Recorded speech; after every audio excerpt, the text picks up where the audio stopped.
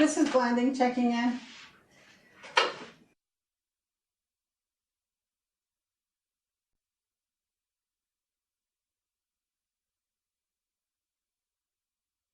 Hi, Blending. Yeah, I do tell.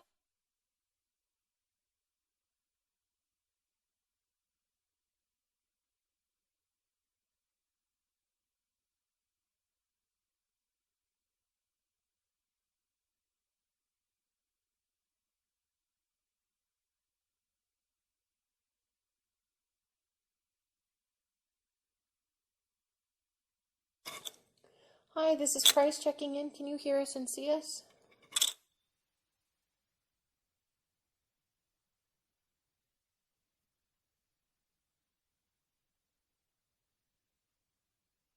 Hear us. I unmuted it. Okay, can you hear us? That's the worst. Worst. Yes, I can hear you. Excellent, thanks.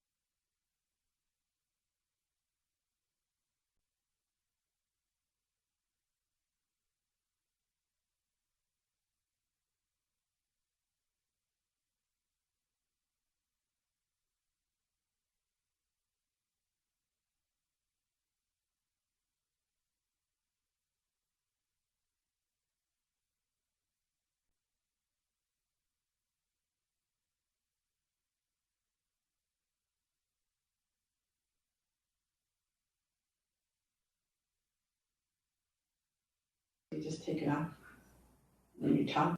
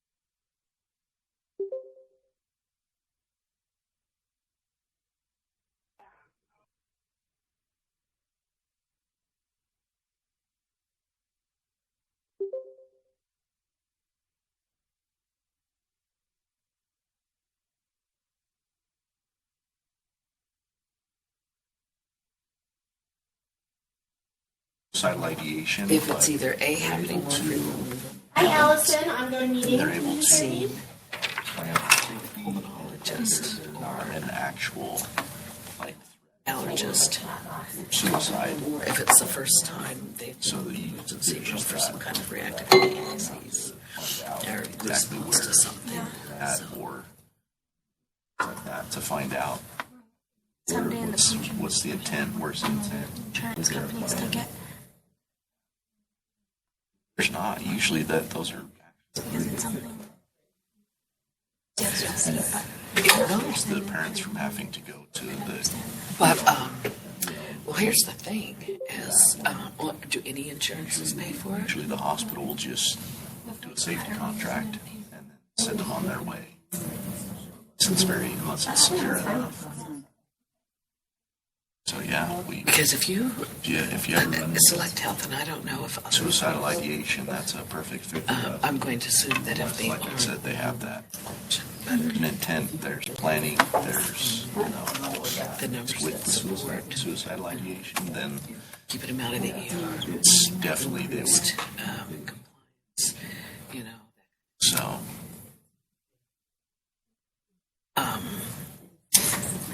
Submit an application to be a covered entity. Because we'll pay for skilled you nursing. can. And it's amazing to me. It's like, what's the skill? The feedback on it didn't. Sorry, I say this respectfully. Had two premature babies. Everybody's pretty excited. Sometimes they just want their hands held. Practitioner that was in there, and then Harper was in there. Were there any other providers that were? Dr. Marcia Curry came in for a little bit. She was the Okay, one she with was the curly hair. okay, and she left pretty quick Yeah. afterwards, right? Okay. So I'm gonna grab this. Oh, I just texted him, so I could have put it She away. sat there for a few minutes. And I don't know where Cynthia is. Okay. I know that we're all kind of in different spots today. Right. And then Dr. Montez wasn't there because she didn't work on that day. Okay. Oh, okay. You can be right one. What was going on? Okay. Like it Because was his like. office, yeah, so Dr. Montez's office is like the break room's here where you are. Dr. Montez's office From is here, Dr. Southwest Jackson. Children's Clinic. Okay. So he was still able to You're welcome. The right one. in the luncheon without. Yeah. Seemed like it went pretty well. It seemed like everyone.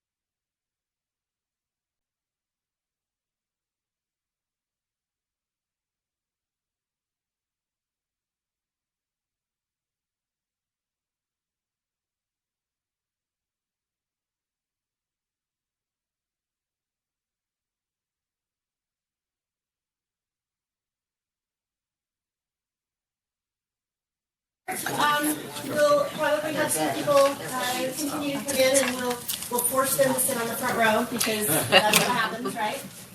My name is Mitty Tuller, and I'm happy to see you all here.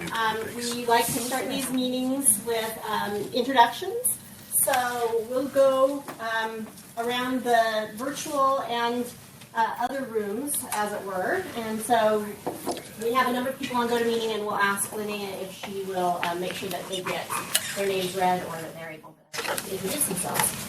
All right, yeah, so GoToMeeting attendees, I'm going to read off your names if I have them, and then we'll go to anyone who isn't showing up with a name. So, Allison Lewis, do you have sound? Do you want to introduce yourself?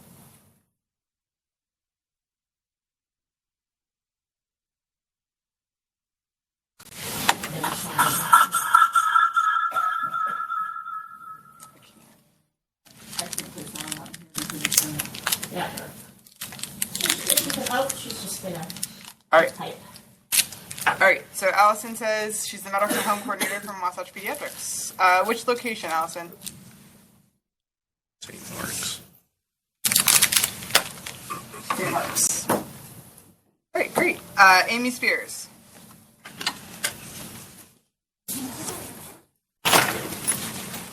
And again, if you don't have a microphone, you can just go ahead and type in the chat box.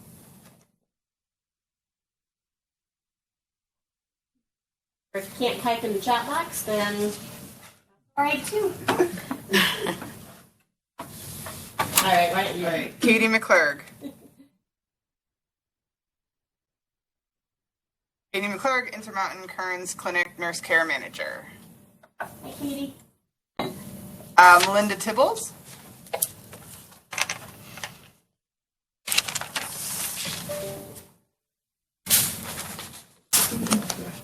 Natalie Allen. Hi, I'm the nurse practitioner with the Integrated Services for Children with Special Health Clinics with Eric Christensen's group. Okay, great, thank you. And Walt Torres, I know he introduced himself in the chat. I don't know. Walt, do you have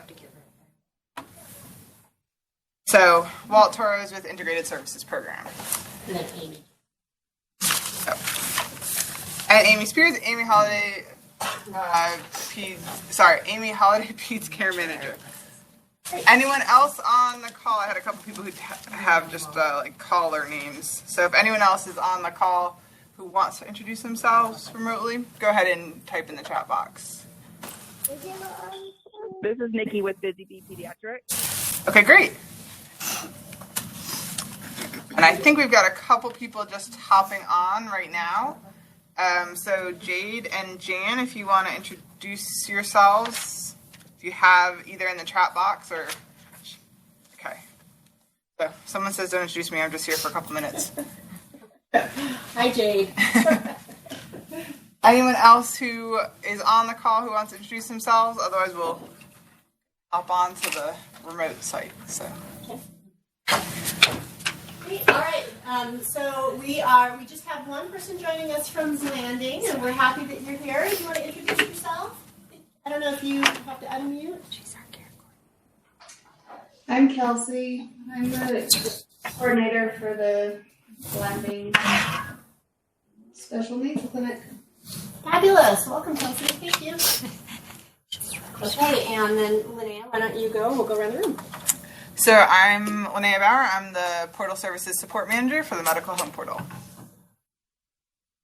I'm Danae Avery, and I am a respiratory rep for AstraZeneca. I'm Dawn Bentley. I'm one of the quality improvement specialists with UPIC. Ashley Lavender. I'm a care guide over at Memorial Pediatrics. Southridge Pediatrics. I'm McKenna Birmingham. I'm the care manager at Southridge Pediatrics. Liana Reese, I'm at the Southwest Children's Clinic. I'm the manager. Tim Perry. I'm the care coordinator at Southwest Children's Clinic. Castor, Med Home for Wasatch Pediatrics Draper. Angie Richens, care manager for Alpine Peds. Greg Hawks, I do the community outreach for James Mason Centers for Recovery. Erin Martinez, Integrated Services Program Care Coordinator. Paula Money with Family Voices and Utah Parent Center. She's in the corner. I'm in the corner. Brittany Grow with the Utah Department of Health Asthma Program. Kay Haynes with the Resources for the Medical Home Portal. Rebecca Ludlam with the Salt Lake County Health Department. I'm Pat Rowe with Select Health Insurance. I'm Green. I'm a parent consultant for the Eddie. Chuck Norland, Director of the Medical Home Portal. Everyone, we're glad you're here, and it's nice to see you faces, so wonderful.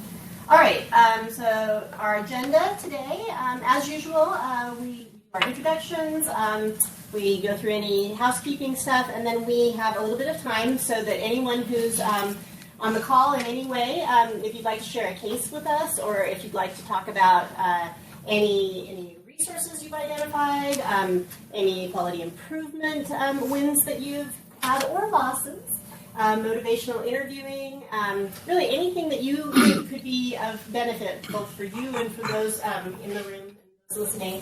We'd love to hear what's going on with you and see if we can do a little crowdsourcing, help a little bit. We like to use the Medical Home Portal Services Directory and the site overall for this, and that way, if we identify resources that we don't have in there, we add those, and hopefully we make you aware of things that maybe you weren't. So that'll be your time in just a second. Let's see what announcements or housekeeping items we have. So just want to make sure everyone knows in this location where I'm at, where the bathrooms are, they're just down kind of this main hall, and then you might look to the right and see some vending machines. They're kind of tucked back in there. So we're very informal. If you need to get up and go, don't worry about that. There's a Blue Zone network here if you need Wi-Fi, and you just choose the guest option on that, and that's pretty slick. And then probably the most important thing is that we actually are recording this meeting, and we get kicked off promptly at 10. So 10 on the dot, the recording ends, which isn't necessarily a problem for those of us here, but for Kelsey and Brandon, the screen goes black. So we're going to try and stick to our time, and that means for the presenters that I will be watching my watch and letting you know that we've got to stay on track. Okay. And then I did want to just mention, so we've been using a new system to send out our emails and our communication, and I wondered if that seems like it's working out for everybody. I think they're a fairly dramatic change from our old emails. Any feedback? Is it okay? Is it better? I like them. Dawn likes them. Great. Okay. Well, if you have any thoughts on that, feel free to shoot me an email. And then I brought this up at the last meeting, but there was a care coordinator training put on by Ouch, UCH. I just am curious if anyone attended that. I didn't see anybody mention anything about that when I brought it up last time, so Natalie says they are great. Okay, wonderful. Natalie, did you attend that one? That was toward the end of September. That might have been the emails. I was referring to the emails. Okay. All right. Yeah, I'm just so curious about that care coordinator training. I wish I could have gone and checked it out, but I wasn't able to. So maybe I'll follow up a different way on that. Right. Okay. So brainstorming time. So honestly, this is when we open it up to you guys, and that you'd like to get some help with or just share with us, this is your time. Same with you guys on GoToMeeting. Have the ability to talk or type in the chat box. That works great.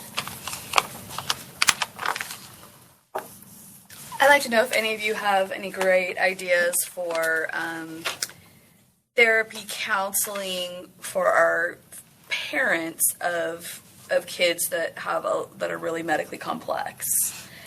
We have systems in place for the patients. A lot of times we're talking about really young kids, and there's it's a lot for them. And so, anybody have any great ideas? For how to cope with the challenges?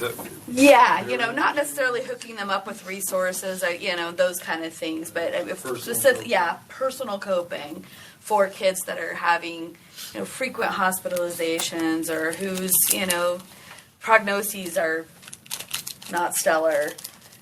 In that Provo-Orem area? our patients, we're kind of North Utah County, and so I mean, they will often go around the point of the mountain to Riverton. I mean, so I mean, they're open. I mean, obviously, the closer it is to them, the more convenient. I don't know what district you're in, but most of the districts offer free support classes for parents, and I know they do. They have one for disabilities. Like There's the an Alpine array School that they District. offer. Most districts have that through their community, their family community education programs, and they're free classes. They're free support classes for families and parents and kids as well. So. Okay. I have had a couple where I've referred them to their EAP programs from their employers. Usually the first 5 visits are no charge at all. EAP, the Employee Assistance Programs through their employers. Okay. And I know Select Health does, and I don't know if others, but we have a couple of social workers that will open cases for parents that I've referred parents to that have said, I'm at my wit's end and I don't know what to do. And they end up calling just when they need to just blow. So you might refer them to their insurance companies as well. It is a service, and it's done over the phone, and it's not costing them anything more. So if they've got a private insurance that offers that kind of a benefit. Okay. Natalie says, I think you can find online support group. If you can find an online support group, it can be very helpful, and then parents can do it from home. Right, right. Sometimes Easter Sills also does some Easter Sills. Yeah, that's a good one. You can just get on their website and find like location closest. And Have you checked DSPD to see if they have any support?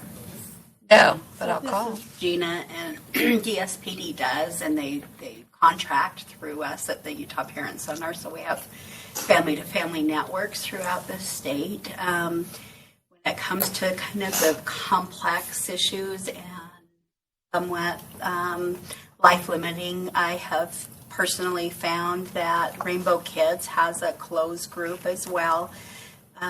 So a lot of those families are experiencing the same thing.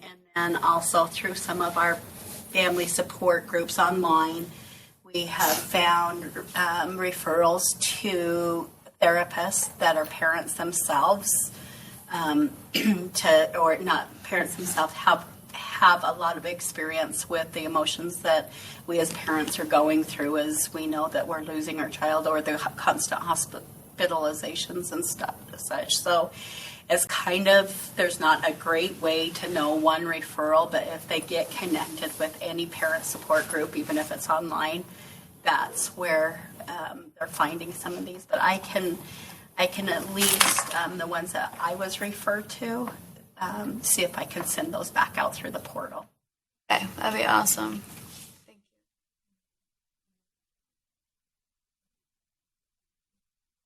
They do like family counseling, group counseling, valley psychology. But don't have a website. It's all like on Facebook, Utah Valley Psychology.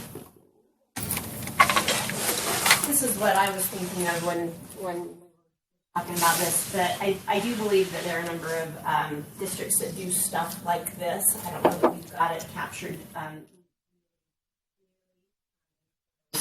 Services directory, but for instance, Jordan School District does these quarterly classes and support groups that do a number of things, maybe not parenting, that's really general anger management.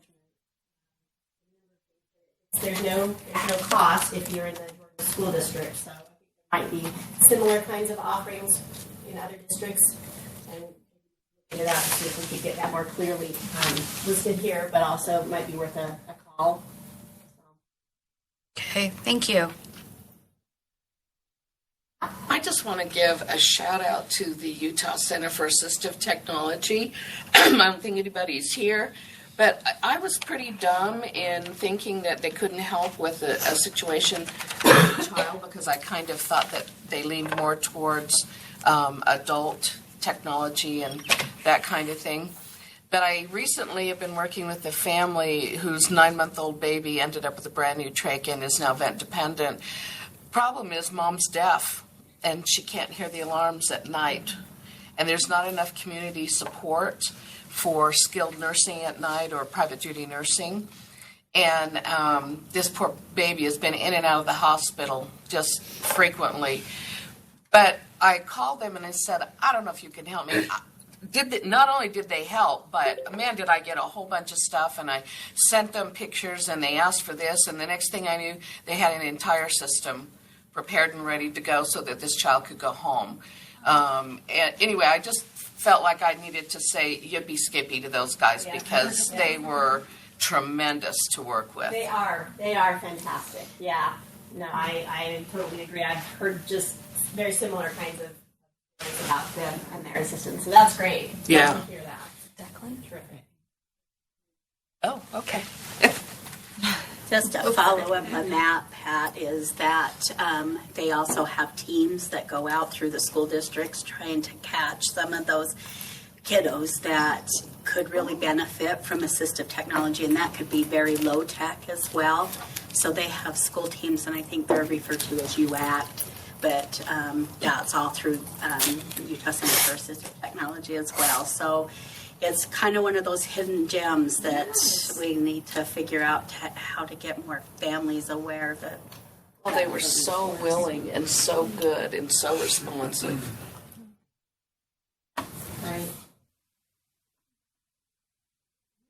Else? It's a mess. Anybody on the meeting have anything they'd like to share? It's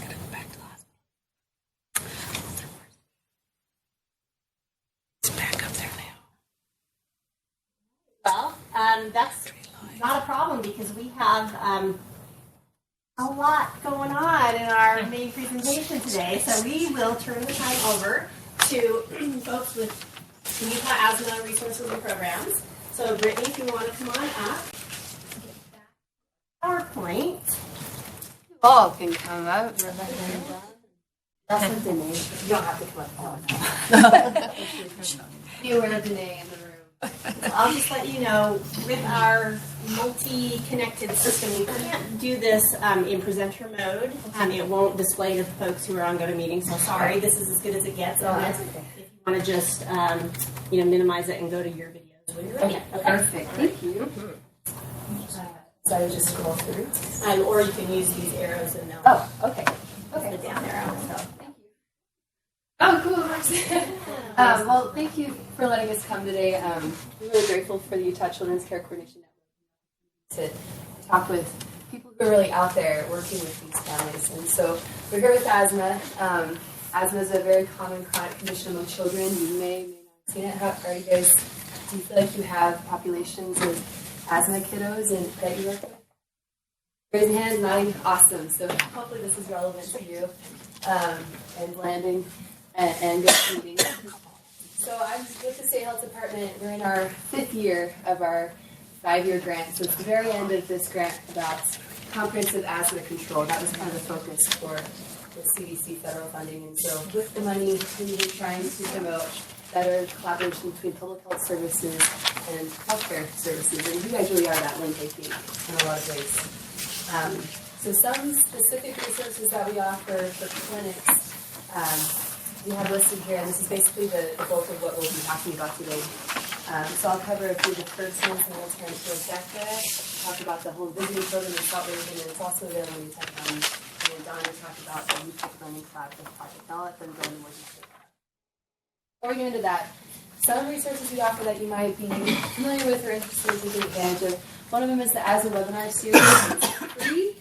It's something that we put on 3 times a year. It's not super frequently, but we try to make it accessible and interesting. We offer free CE credit for nurses, respiratory therapists, and then we've heard that certified asthma educators can also apply to have that free CE credit for them. And so I encourage you to take advantage of this free resource. And if you're interested in listserv to get emails about upcoming webinars, then just shoot me an email. And we've got our cards up here as well.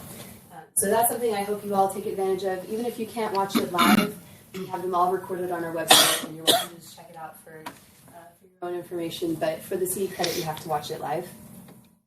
Another thing that we have on our website, And you can just go to the website and find a lot of these links, but it's medication prescription assistance. That's prescription assistance programs. That's a big barrier, I think, for a lot of families with asthma is that to control it, you really need to make sure you're taking your prescriptions as prescribed, and sometimes they're really expensive. So we have a flyer up here. Welcome to go to the website. AstraZeneca has a really good resource that's listed on our website as well, and something to share with your family. Another thing that we offer that we've been working on a lot with our community health workers is a 13-hour specific training. And I mention it because maybe you have staff in your clinic that, work in kind of a community health worker role, outreach, or even if you're interested in coming, many of you, but you're welcome to come to this training. It's free. We offer it once a year, and the next one. So keep that on your radar if you're interested in having someone go through that program.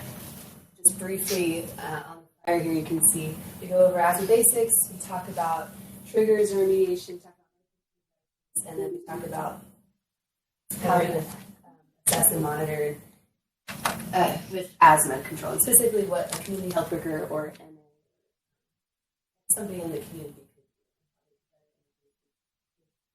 could do in a clinic. So that's that training.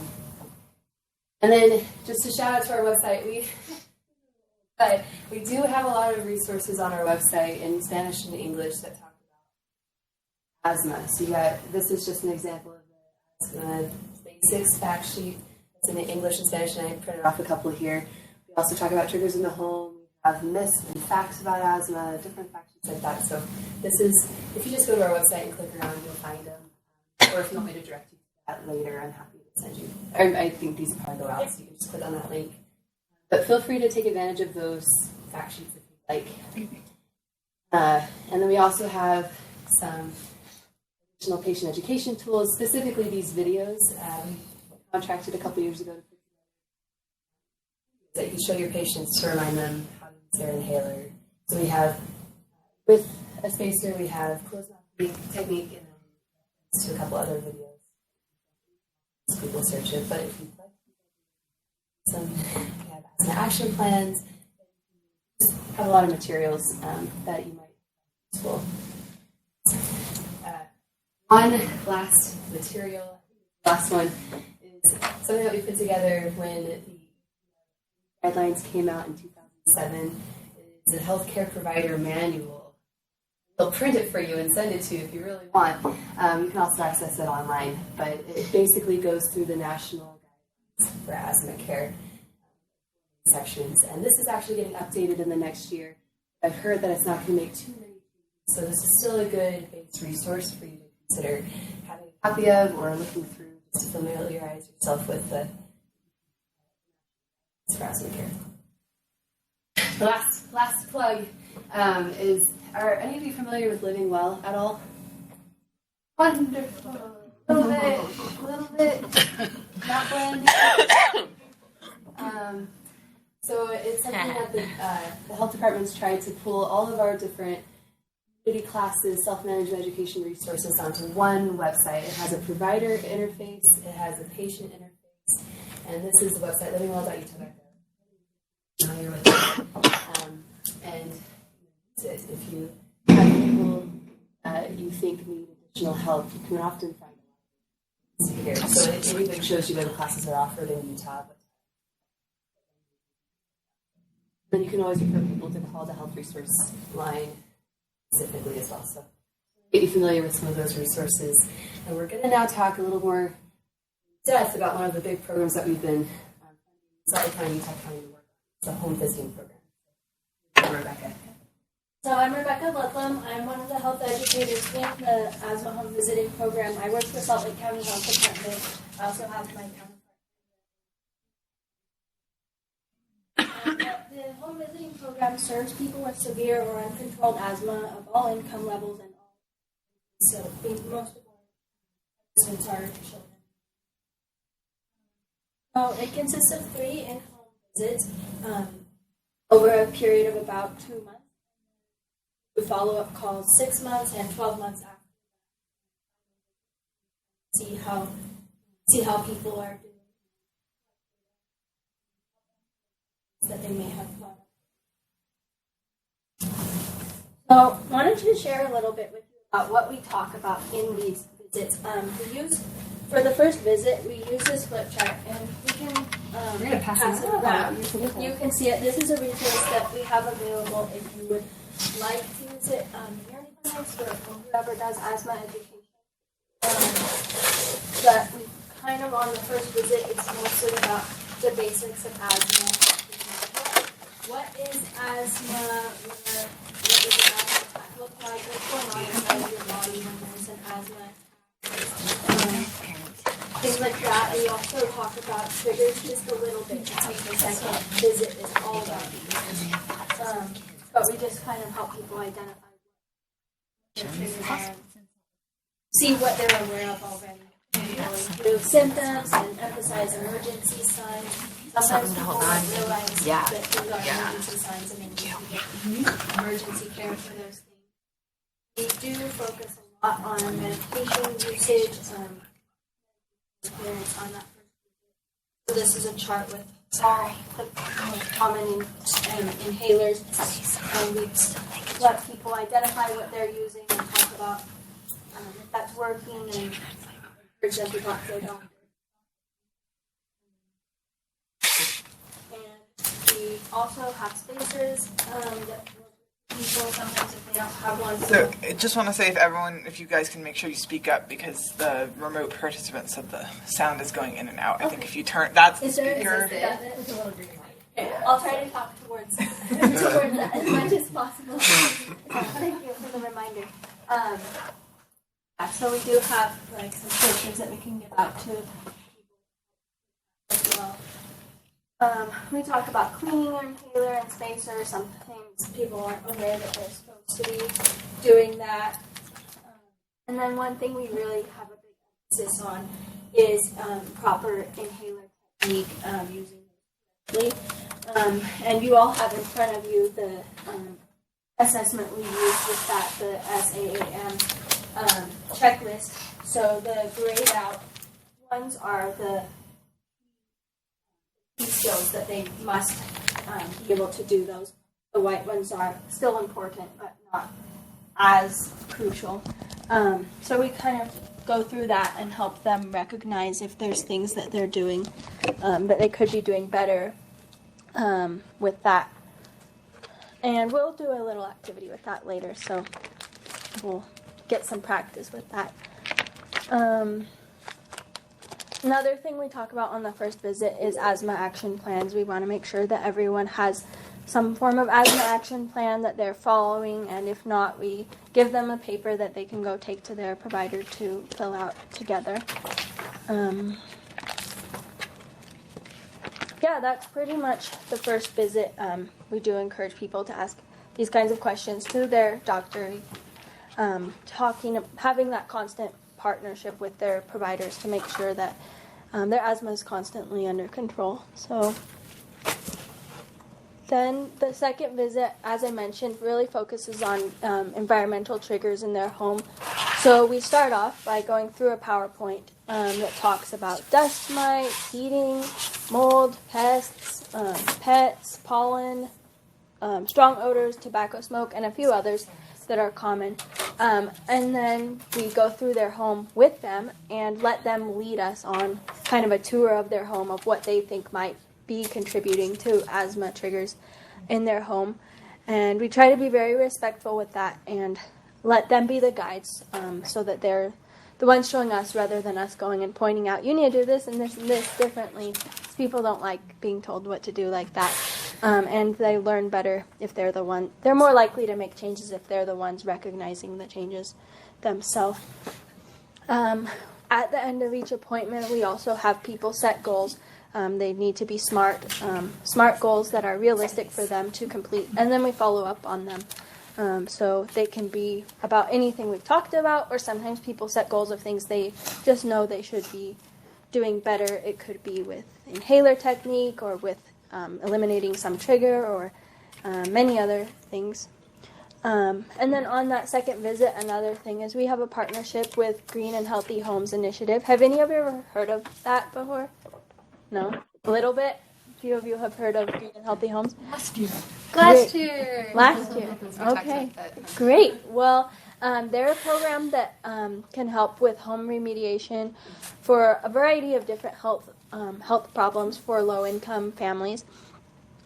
So typically, some things they can do for our families are provide air filters or HEPA vacuums. They also, if people own their home and they're in more severe cases, they can knock out walls and do things that are like a little more in depth, kind of whatever the people need, even up to $4,000 of work. So that's a pretty good partnership that we have.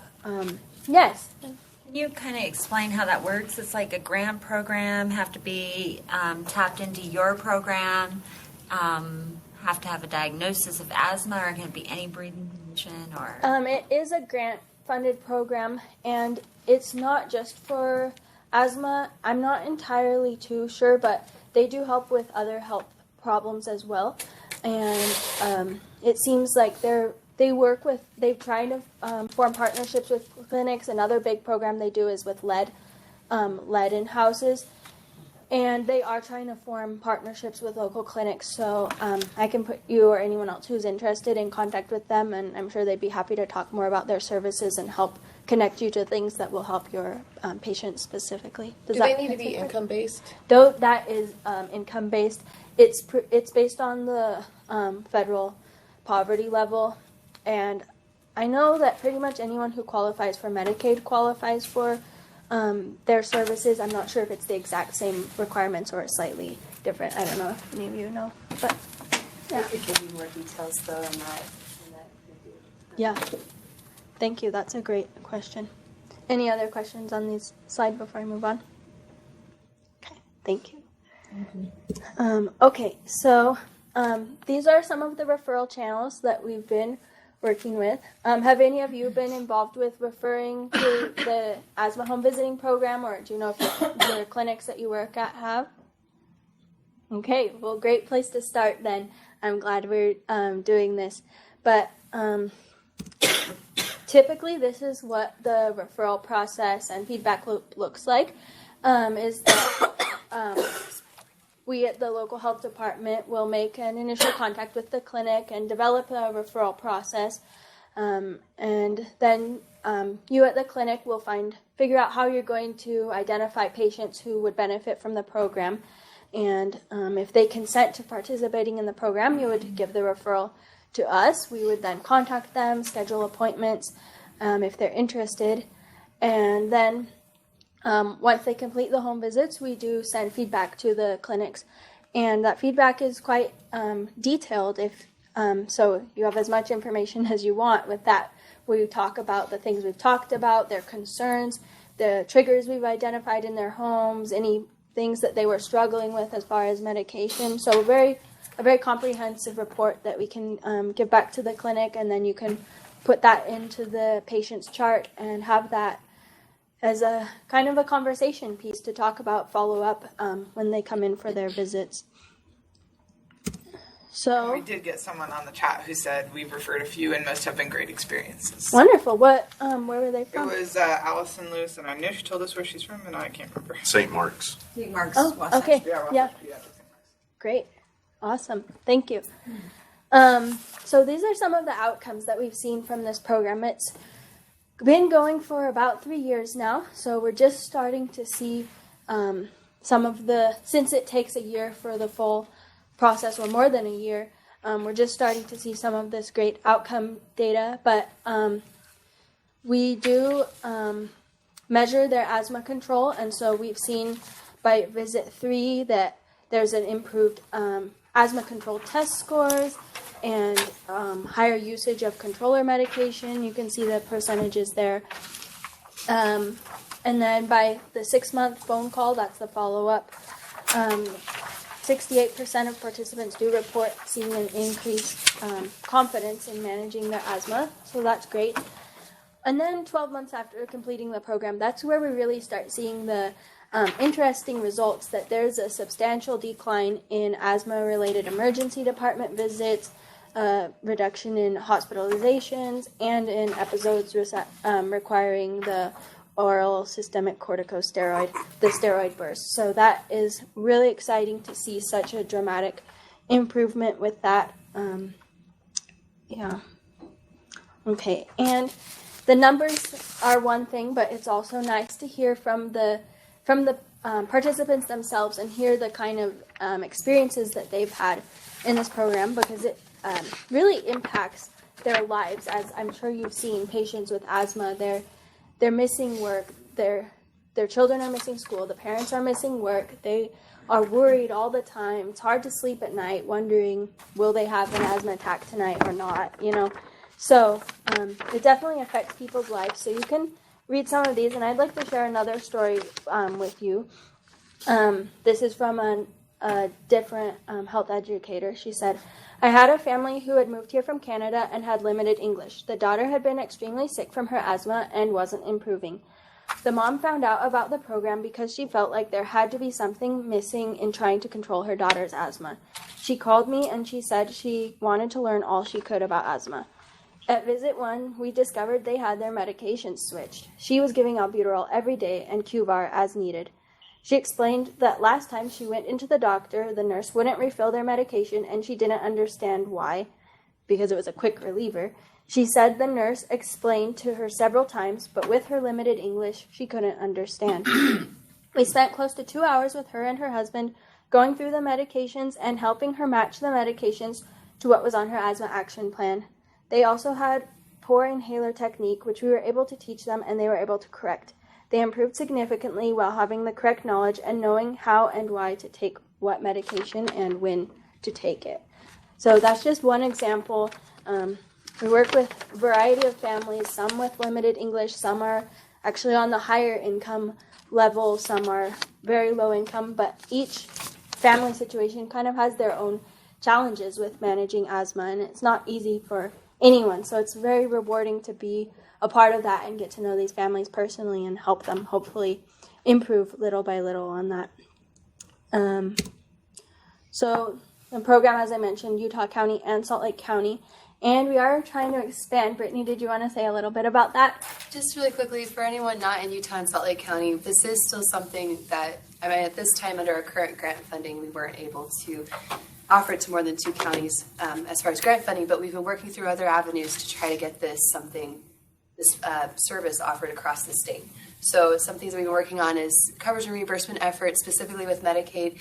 We've also been trying to work more with ACOs, and we've really been waiting for our data to come out so we can show where not only it's improving quality of life, but also saving money. And so those conversations are flourishing at this point, and hopefully will result in some really good coverage so that we can train more people to do the program across the state. And then we also last year talked a lot about our efforts with community health workers, and some of those community health workers were in some clinics that were actually in the room last time. That's still an option. We find though that without some kind of funding to support that type of program, it's harder to maintain, and it's easier to have one person dedicated to the program as well. So anyways, those are things that we've been looking into. If you have any ideas, being the ones in the clinic on the ground for how this might better expand into your areas, we're very open to hearing them. So please reach out. But those are some of our efforts to get across the state. Thanks. 2020. Yeah. Whenever it happens. Okay, so we wanted to talk now a little bit. We talked about the home portion, but we wanted to talk a little bit about self-management education in the clinic. So I just want to hear a little bit about, with your clinics, who does the asthma education in your clinics? Is it you personally, or are there others that are involved in that? Is it nurses? Is it the doctors themselves? Do you have case managers specifically for those kinds of education things? Our docs do it. Okay. Ours too. All right. Any others? Is it mostly doctors in clinics, or maybe Allison you don't know? from St. Mark said that they have a nurse practitioner who's the asthma specialist. Cool. Okay. Thank you. Awesome. So we have several resources up here that you can use, that you can bring back to your clinics and share with those who are doing asthma education. We gave you the checklist for the SAAM. We also have those available for all types of inhalers with the MDIs, the dry powder, with a spacer, with a mask, every combination of inhaler that you could imagine. We have the sheets for those. I don't think we have them all available here today, but if you would like them, we can get them to you. Well, and we can send them to you, and you can send them out Oh, with the yeah. resources. Mm-hmm. That'd be great. Are they downloadable somewhere? No. So it would be a scan, and then we'd send it out as a. Yeah, we I mean, if you have them electronically, I think with the new email system, we can attach them. Okay. Right. Anyway, yes. One way or the other. We'll find a way. Okay. Another thing that we often give out is the trigger checklist. Where did those end up? So we've got a lot of them printed out here. We have, again, from the last time we talked about NEEF, so I printed out in English and Spanish. Yes. We have from the home visit program, which I'll let Rebecca talk about that. That's yours. Yeah. We have all kinds of different materials that you can use. This is one I just want to show you because it's really concise. It just lists all the different triggers and kind of like things that can be done to reduce them, and it's just one page things that can easily be used in a clinic setting.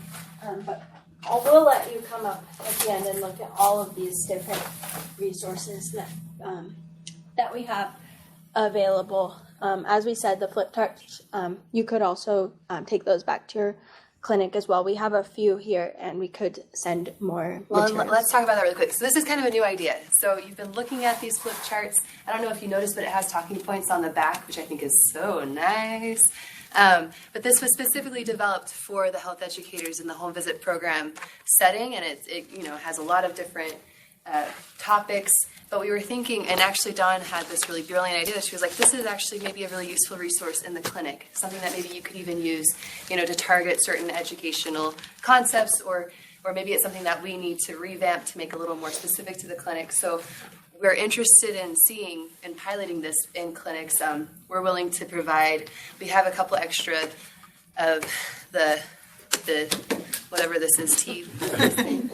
You can only buy it one place. It's $8. It's not too bad. But we do have a couple extra ones of them. We'd be willing to print it out and then have you use it and see if you find it useful, if you never use it, if there are topics you wish were included, if you wish that it was shorter in some way.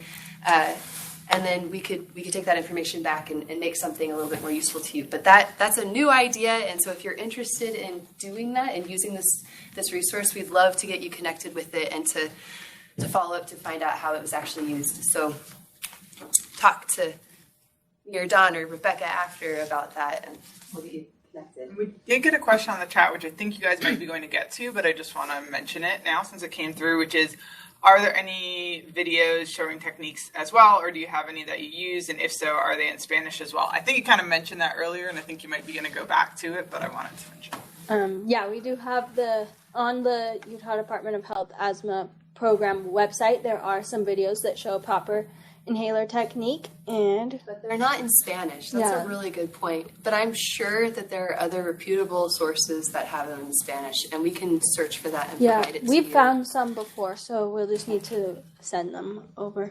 Probably ALA or CDC. Or Primary Children's also has a video on YouTube that goes through a little bit of the pathophysiology for a child, learner, and also through technique, but I don't remember that being in Spanish either. Danae, is AstraZeneca's in Spanish? Well, as far as the video, it's just the video that you can just download. It doesn't even talk. It just shows them how to do it. So it's just nice because it's just a 3-minute video going from front to back, but it's nice because it's just a great visual. They can download it onto their phone and look at it when they get home. But yeah, there's really no need to even, it's just visual, which is great. That's cool. There are a number of videos on the Medical Portal's asthma module page under the patient education resources. But if you find videos that are better than that, please let us know and we'll substitute what we've got on the portal. And honestly, in talking with the allergists that I work with, when patients get in to see them from referrals, that's the biggest problem is is technique. And patients are not using it correctly. They don't understand the difference between their medications. They're, sucking on their albuterol all day long. And so, but technique is a huge, huge problem that they find. So if your doctors and the clinics, I know a lot of them, you said, it sounds like they're the ones that are training their patients. I hate to say it, but majority of them don't know how to do it correctly either. So if that is something that we would be interested in, how do we just go about contacting you guys about that? For the video? Yeah, I mean, if that's something like, say, our med home took over instead of the physicians having to take the time to do that, it might be something that might be attractive to them if someone else is doing the educating, instead of taking time away from them to do that. So, just wondering. Like as far as getting the resources, like the flip charts? Yeah, to actually do that. Yes. We would work with you. I've come up with a couple ideas of workflow, and we have a lot of materials you could use, but I think we'd love to help however we can in putting that together. And you'll get to practice today. Huh? You'll get to practice today. And the person who asked the original question says, "Good to know, thanks." Okay, great. Just to close the loop on Glad we got that answered. Okay, so now we all get a chance to practice inhaler technique. So we have some videos. These are they're not super serious videos. They're meant to be a little bit fun. So I hope that you have fun doing this. You each have the SAAM sheet in front of you, right? Is there anyone who didn't get this page? I think we're good. Maybe? I'll just hold it over there. Yeah. Okay. All right. So, give everyone a chance to familiarize yourself with the sheet. The first one we're going to be doing is with a spacer technique. So, it should be double-sided. I hope you gave out the double-sided one. Cool. They were double-sided. Yeah, they are. Okay, great. So, you'll want to go to the side with the spacer technique. So explain maybe how they would use this. Yeah. Is there someone talking to us, or is it just kind The video running in the background. Conversation. Yes. I don't think so. I muted. It was a go-to-meeting? Okay. All right. Sorry, whoever Thank was you. caller 4 on GoToMeeting, it seemed like maybe something was playing in the background at your location, so we've muted you. Okay. Audio is always our biggest challenge at meetings. Okay, so on this sheet, what we typically do is we'll tell the participant, we'd like to learn about what you're doing with your inhaler technique. Would you mind showing us how you take your inhaler? And then we just, sometimes they'll talk through it, but it's much better if we can actually watch them actually do the inhaler, because then we'll see if they're actually doing it correctly. And we'll just look through each of the steps. It's really good to be familiar with them beforehand because it goes so quickly. But just kind of looking for what they're doing or what they could improve on. And again, as I mentioned, focusing on those the gray lines are the key, the more crucial steps. Okay, so I'm going to play a video and I'm going to let you guys decide how good this video is, or how what this patient needs to work on what they did well. So it's this one. It's very short, so pay attention, and I can play it again a couple times if you need it to be repeated.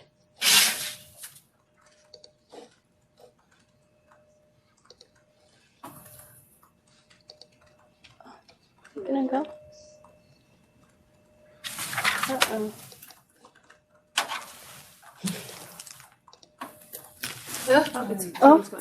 Maybe it's going. We may have clicked a little too much, and it's not. Yeah. It takes a second to.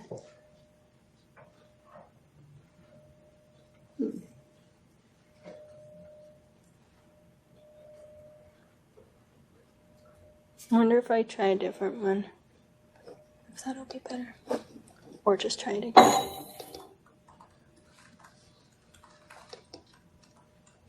Got him on a flash drive too.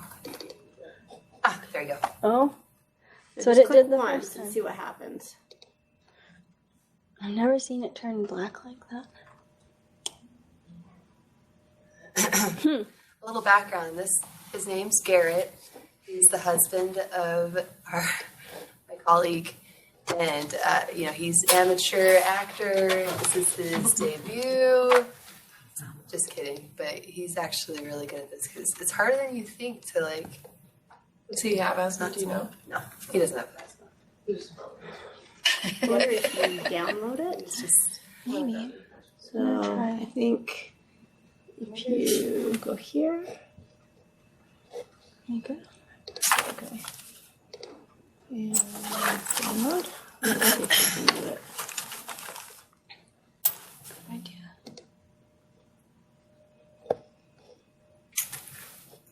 Okay. Let's try that again. Okay, great.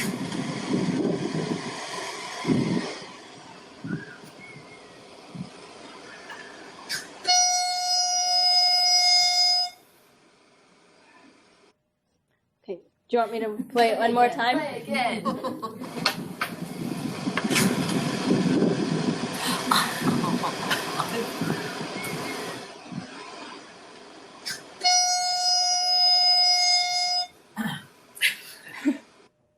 Okay, so based on the sheets that you have in front of you, are there any steps that he missed, or what did he do well?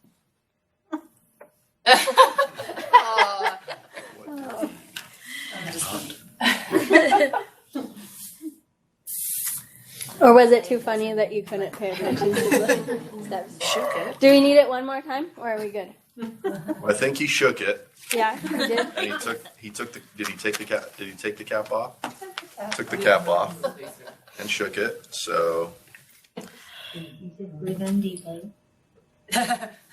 he attached the spacer. MDA. Yeah. Great. Some of the things that I noticed that he didn't do, first of all, the most obvious one, he was breathing too fast. When the spacer makes that whistling sound, that is not good. He's breathing too fast, so he would need to breathe a little slower so it does not make any sounds. Another thing is after inhaling, he should be holding his breath, which he did not do. He exhaled right after taking the inhaler. Yeah, so that's kind of the main things I noticed. Now let's do another one.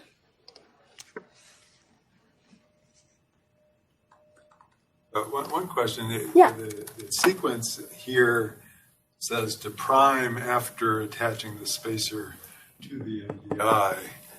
He primed it before he attached it.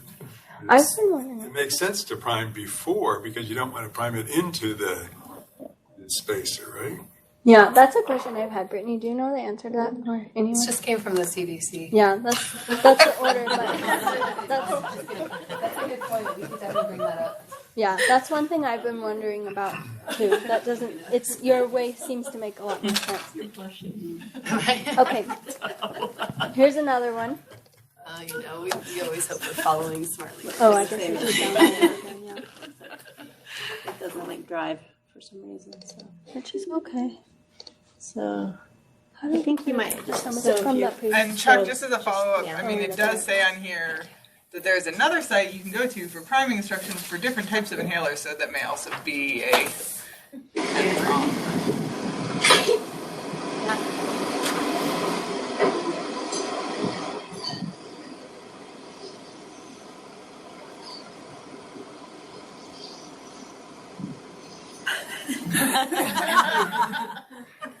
He's doing a drug. He's enjoying that too much. Find that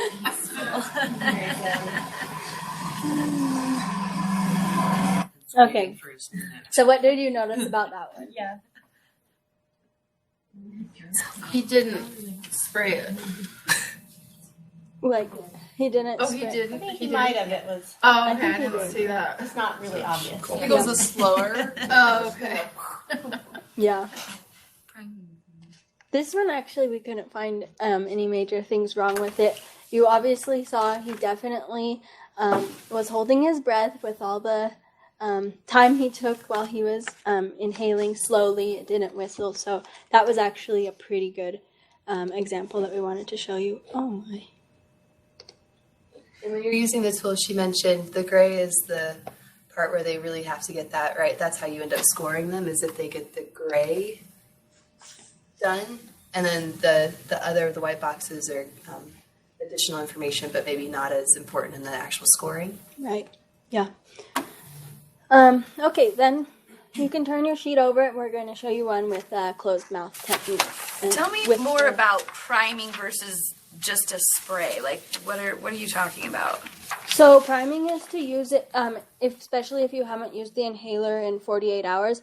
It can be necessary to prime it in case it's like dried up around the edge to get that first spray. Kind of like if you have hairspray and then if you haven't used it for a long time, it can be a little bit clogged up. So getting it so that you know that the next spray that you're actually going to inhale will be. So if you're using a spacer, is the intent to like prime, then stick it on, do your spray, or prime into the spacer, or was that the question? That was the question, and I was thinking about it. So I mean, to what Rebecca was saying, what I've heard from different respiratory therapists in our past trainings and things is, and I think every inhaler is different too, but it's just getting that medication to mix correctly into the puff, and so that first puff just might be the solvent or whatever it is rather than the right blend, and so it's the prime. So I don't know that would hurt to spray into the spacer just because it's probably just solvent with a little bit of medication, and then you just want the actual puff or the actual one that you're counting to have the dose in it. But yeah, I mean, I think we're always talking about having people refer to their inhaler instructions, because inhaler. Does priming affect like how it's counted as a dose? You know, in these. Yeah, I think it does count. It does We count. train, we have them spray it in the air. So shake vigorously, it's like 15 seconds, spray, spray, spray. And then it has, some of them even have like priming doses when you first buy it. So that's a good example of how they should do it. And so then it'll start to count down from like where they really want them to go or something. Most of them have an instruction in there on how they want them to prime them on that huge insert. But we don't. Which nobody looks at. I know. Yeah. If they're using it properly, their maintenance daily, the priming should only have to be done the first time they get it. Yeah. So Okay. they just shake it up a few times like this. They'll spray it in the air to make sure that it's delivering. Okay. Then they hook it onto their spacer or do the closed mouth. But if they're doing it every Big day if, like yeah. they should be using it, they don't need to keep doing that. You know, they're just used to shaking it up, but they just shake it up and then they use it, but they don't need to prime it like that. Okay, I'm like, wow, I have not had somebody do that. I'm like, what in the world? That you're spraying into the air. Well, yeah. So I thought, okay, thank you. But like Rebecca said, if they're not using it every day, Like your average winter. yeah, they need to. They do need to, make sure that Something's coming out. Yeah. because it does. It will settle. But if they use it every day, they just shake it up, spray it in their mouths. But That's interesting because I've had asthma for many years and I've never been told that. To prime. You do the first time. The very first time you get it, you prime it. Yeah, and that I have asthma, and I did that too the very first time wrong. But yeah, it's just basically you just shake it up, spray it in the air just to make sure it's working and delivering properly, and then you just start using it. But yeah, it has even a if counter. not using after a long time to have it primed, I've never had.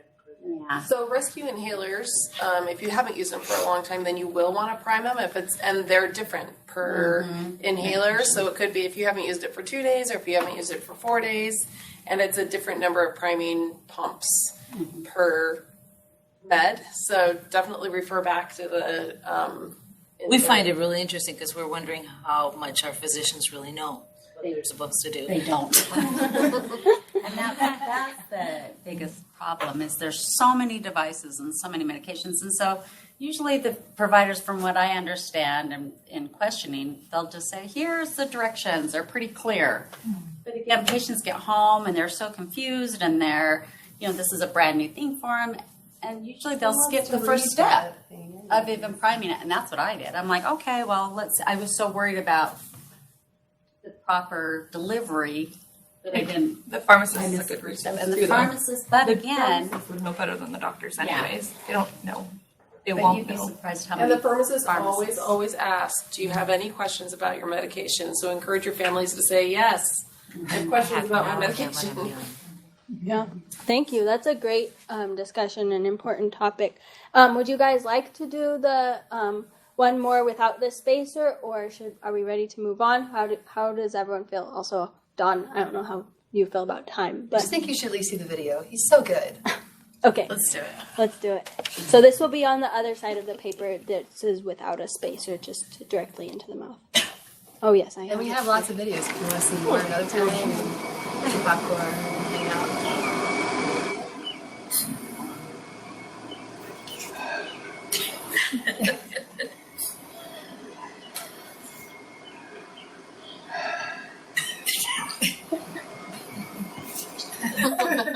Okay, what did we notice there? Seriously. He's got an attitude. Bad attitude. No, I think I felt triumphant at being a puff and a pout. Okay, what else did we notice? Was he holding his breath? Not at Exhaled it all. right out. Not at all. Quite a loud exhale too. That's probably not much of that was getting into his lungs. Another thing, he didn't wait between puffs. That's an important thing, to wait 1 minute between puffs, especially of the rescue inhaler, to make sure it gets all the way deep into the lungs. And he didn't breathe out first either. So those are kind of some of the big things. We can now move on to Dawn. She's going to... If I can just, sorry, before we move on, Yeah. we did have a question from sure. Cynthia from the Integrated Health Services, and she wanted to know if there are, on the home visitation teams, if there are bilingual individuals who do the home visiting program. Yes, in Salt Lake County, I am bilingual in English and Spanish, and the intern that goes with me is also bilingual English and Spanish. I'm not sure about Utah County has a Spanish speaker who will go. Okay, yeah, so both counties do have that available. We don't have other languages yet, but maybe someday. And we can always do interpretation through the phone if needed for that. Okay. Well, now Dawn, you can share. Dawn will share about what UPIC is doing with quality improvement in asthma. Yeah, so I know several of you have participated in different UPIC projects, and some are participating, some on the phone in our current collaborative. But essentially, we work with community practices to promote evidence-based practices and helping providers and teams implement quality improvement in their local in their space using education tools, the evidence-based practice guideline things, and really supporting what the guideline says and what is actually happening in clinic workflows, and also in a way that can be sustainable. So our current learning collaborative right now is a virtual one. It's nine months, and we have monthly team lead calls. We had one yesterday with the participating practices, and we talk about where we are with the data as a group. We talk about barriers that we're having and implementing changes, successes that teams are having with change ideas. And the learning outcomes for this group are improving the primary care management of asthma, improving the collaboration with not just the learning community that we have, the different practices there, but also with our resources and also with specialists in the community. So we have had a webinar already. This is on a future slide, but with an adult pulmonologist, because we have some family practice groups with us this time. And then also the pediatric pulmonologist will do webinars also. And then, of course, teaching and enhancing quality improvement skills and knowledge. So a typical learning collaborative, and the one that we're doing right now because it's virtual, is a little bit different, but the graphic is essentially the same. We do rapid or frequent and short period assessments and doing what's called a PDSA cycle, which is for Plan, Do, Study, Act, and then have the conference calls, which is our team lead calls, kind of sharing where people are, and the group aggregate. And then Gabby is my counterpart, and we both work with specific teams and then report also their specific progress in their reports to them also. For this collaborative, we actually have a really quite diverse cohort, which I think is pretty exciting. We have a couple from Intermountain, a couple from the University of Utah. We have different federally qualified health centers and different private practices. So they all kind of come from a different background and have a lot of different perspectives and experiences to share as a group, especially on these team lead calls. And they also have different levels of experience with doing QI work and different resources that are available to them as well. And as I mentioned, this for this collaborative, we have the 3 webinars. Dr. Howe is the adult pulmonologist, and that was actually done in partnership with Brittany's, what do you call that? Has a webinar series. The webinar series. Yeah.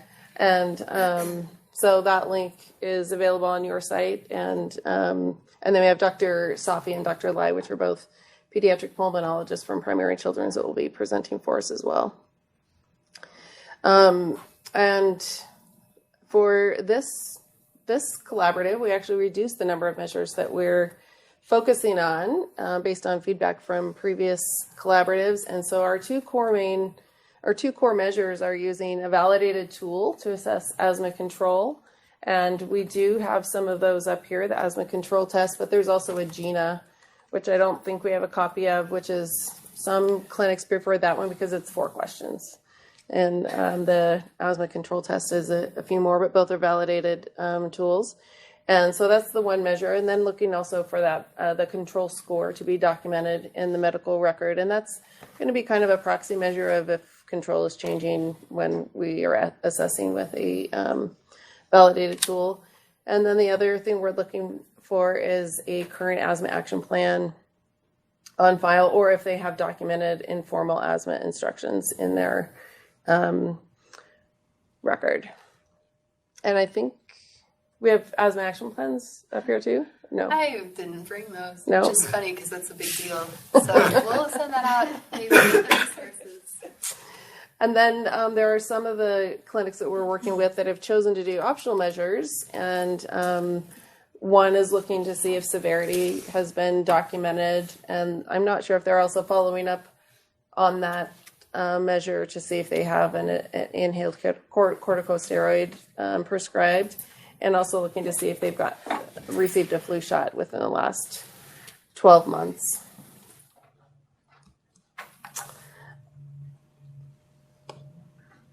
So this is just a quick graphic of the Plan, Do, Study, Act, PDSA, which is a model for improvement, which is from the IHI, and I can't think of the words. Chuck, help me. For IHI. Institute for Healthcare Improvement. That's the one. And I brought some we call them dashboards, and I won't necessarily go through it because of time, but they're laminated posters and they're a little bit unwieldy. And I've got these to take. You can take some with you, and dry erase boards to kind of keep track of what your change ideas are for the different measures, and what's working and what isn't working. And so in the planning phase of the PDSA cycle, it's when you're setting your goals, predicting what will work, and also planning the cycle, which includes who, where, when, what is going to happen, and the data that's going to be gathered. And in that phase, sometimes there's a lot of tasks to do before you can actually start the trying, the change idea. For people who've participated in one of our projects, can you, do you have any, can you tell me some of the things that you've done in your planning phases? Kim, I know you did a lot of work in the ADHD project before you actually started implementing the change ideas. Yeah. So Annika, who was at Southwest, and Dr. Randall and Dr. Montez, all four of us did it, but there was a packet that was given, and so we made packets, and so they're really easy and accessible, where now we have an initial ADHD packet that just doesn't go over ADHD. It does like the Vanderbilt, and then we also have, I haven't looked at it for a few months, another questionnaire like how are you feeling, so we kind of just see like more of a broad spectrum. And also with that, like we've incorporated the PHQ-9s, and so we're doing a lot more forms now. So getting the screeners together, yes, getting all of those things together. And were you able to capture some of those things in your EHR? Or did you have to have all of it free text? No, it's all free text. Okay. We scan it in afterwards. So in the planning phase, it could be that you reach out to your EHR specialist to find out what coded data can be captured so that it's easy to pull later. Or are there forms, like I know iCentra has the ACT and the AAP embedded, but I don't know that everybody knows how to get to it or how to use it and stuff. And so reaching out to other colleagues or your EHR specialist can be in this planning phase. And then the do phase is you actually implement whatever the change was, like using the packets, how giving the screeners the ACT for the asthma thing. And that could be done at the front desk. It could be done by the MA. And then again, gathering data, and then the study phase of looking at the data and how did that work, and comparing to the predictions. Also acknowledging and talking about, did this take too long? Did we get bad feedback from parents of this is too much or whatever? And then comes the act or adjust thing. Maybe we need to do that same thing a little bit differently. If it started out at the front desk, maybe the MAs need to do it. And or instead of scanning, maybe there is a way now to be able to enter it into the EHR in a way that can be extracted and even trended sometimes for seeing improvement in asthma or ADHD or whatever kind of care you're focusing on at the time. And then, so this is an iterative cycle, just keeps going around until you find one that works, and then you implement that and can spread that. And some of our practices that participate with us, it may be only one or two providers in a group, and so they do the quality improvement work and then spread the new process to the other participants in their group. Any questions about PDSA cycles? I just want to say that, or just remind you that it doesn't have to be overwhelming. It can be simple. Buy-in is important. And sometimes, we offer projects like this, but you may have ideas of things to do in your clinics, and we have tools to help you, with that and stuff. So anyways, and then this is what we had from our last year's learning collaborative, and you can see where the improvements, the flu shot was a little bit weird because our last data was in August. So it wasn't quite flu shot season, but you can see where things were not only improved, but also maintained over time. And the clinics that participated last time were able to implement some sustainable processes in their asthma care. And you can also see that last year we had more measures. Any other questions about QI work in general or QI for asthma? I think this is a more general question Okay. that came in from, so Nikki at Busy Bee Pediatrics, who did mention that Yes. they're part of this project, wanted to know if there were options for getting training in a facility. Like, so I know you mentioned some things where staff could be sent to a training, but whether or not there were any options to get training that might be for the larger clinic environment where training might. Yeah, so Is this about the like asthma education kind of Yeah, thing? she just said that this training was great and they want to do Oh, more training great. for the clinic. So we definitely want to meet the needs of whatever you would like. With that, I know that Salt Lake County actually developed a training that they did for a practice. It was before Rebecca. It was a health educator before Rebecca, but they did it and it was awesome. And so that could be potentially a resource, or we could do something from the state and bring in, experts to come talk to you. So yes, that is definitely an option. Great. And then I'll just, as you can see, we have lots of great things that you're welcome to take. And a lot of these, well, Brittany was able to access most of them for us, but these have been very popular with our practices that are currently participating. And it's a poster of all the inhalers and laminated, so you can wipe it down. When someone says I use the red one and the blue one, they can actually find which one is the red one and the blue one. We have them in English and Spanish. Several different handouts that Rebecca had. And by the way, I love the DIY patho stuff. But we have a lot of materials to make that if you would like one. You have more noodles. We have so many pool noodles, so many cellophane wrap. We just have it all. So we'd like to have something like that. Apparently, it's really good with children because they like to touch it, and it's a good way to visualize the different stages of your asthma. So this is a children's book from the EPA. You can take those, and then also the CDC has English and Spanish. How to track and get control over asthma, as goes through the steps of looking for triggers.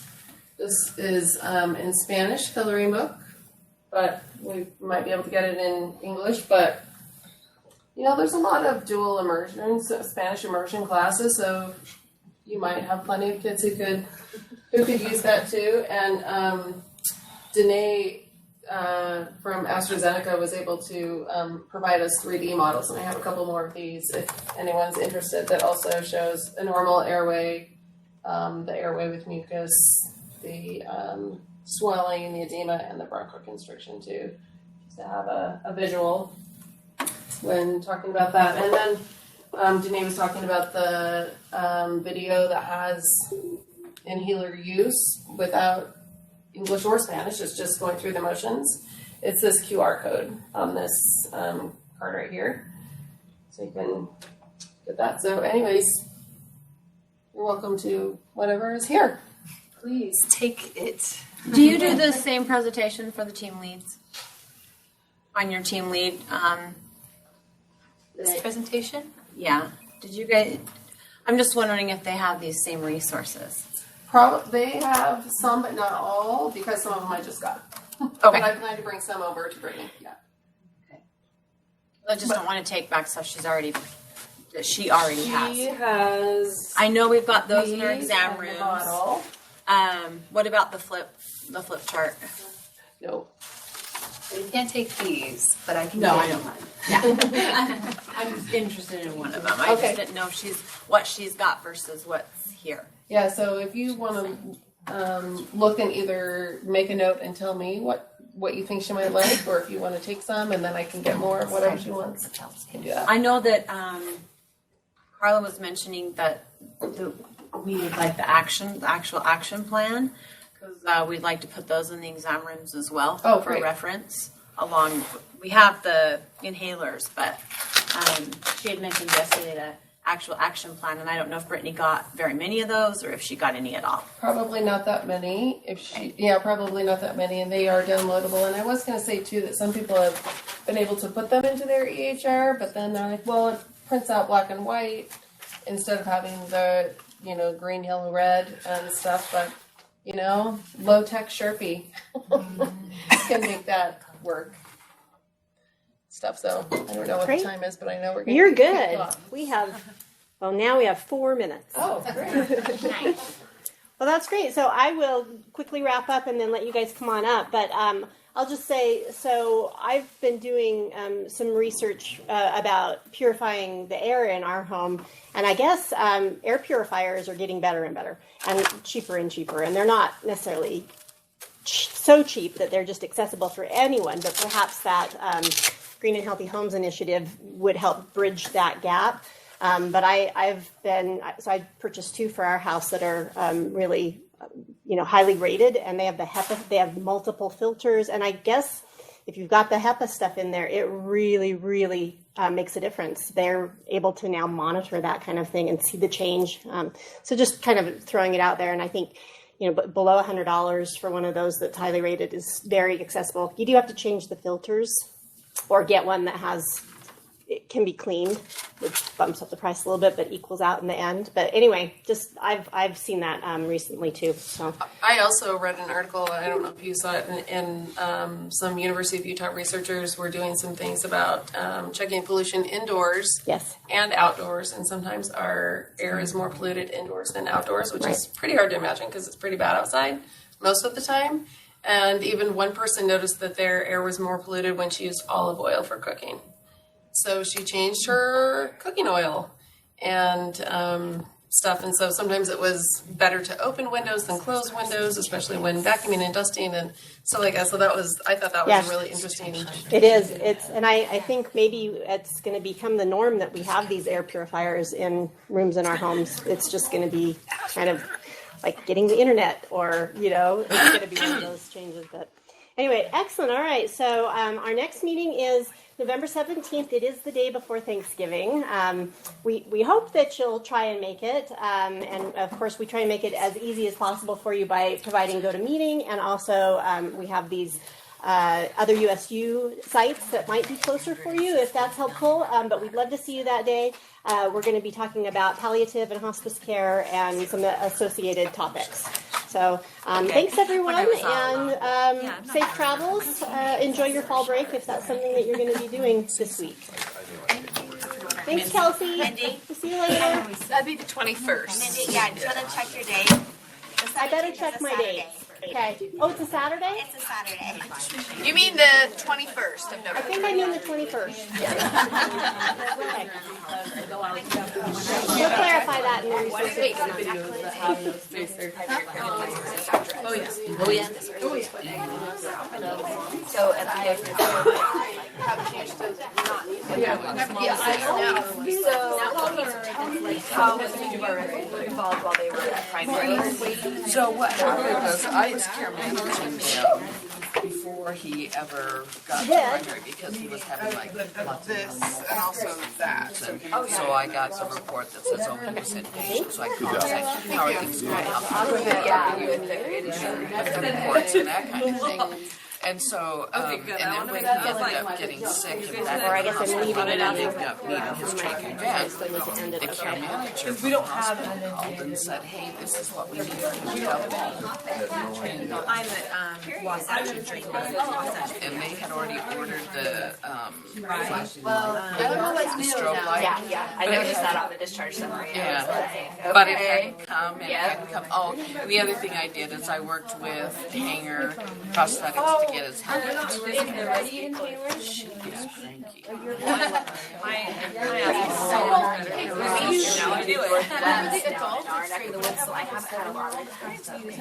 But Hanger was closer, and she's in network for them, and she's worked with primary children, so she's very familiar. And so she does it when she was Anyway, I said, why is he going to But it's that. I think his It's really nice. I'm thinking for a provider, but that's not okay with me. So I mean, I don't want if you can make it crazy. I said that the day he was transferred from primaries to country life. Yeah.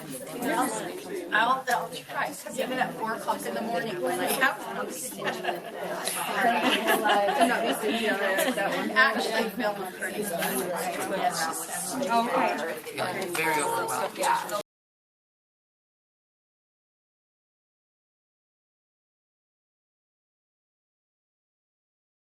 Your meeting has ended.